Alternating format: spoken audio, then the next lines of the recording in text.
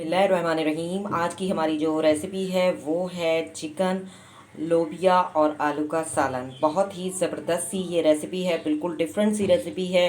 तो मैं आज आपको ये बनाना सिखाऊंगी। आप देख सकते हैं कितना ज़बरदस्त ये जो है हमारी ये रेसिपी तैयार हुई है।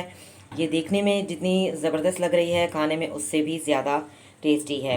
आप इसको नान के साथ खाएं, चपाती के साथ खाएं, सादा चावल के साथ खाएं, बहुत ज़बरदस्त लगती है। बहुत ही ज़बरदस्त ये रेसिपी होती है। इस रेसिपी को ज़रूर ट्राई कीजिएगा और मुझे कमेंट्स में ज़रूर बताइएगा कि आपकी ये रेसिपी जो है कैसी बनी।